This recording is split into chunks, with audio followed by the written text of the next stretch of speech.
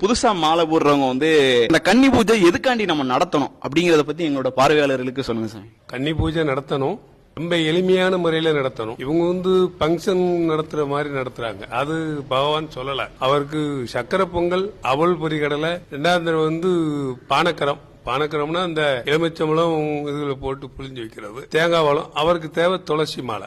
அதுதான் கன்னி பூஜை. இப்ப சாமிமார்களுக்கு சாப்பாடு கொடுக்கணுங்கிறதுக்காக உருவாக்கி வச்சிருக்காங்க. அதாவது வசதியானவர்கள் செய்ததை பார்த்து எளியவர்களும் அதை செஞ்சு கொண்டு இருக்காங்க. அது தேவையில்லை. அந்த கன்னி பூஜைக்கு முக்கியமாக தேவைப்படுவது விபூதியும் சூடனும் மட்டுமே.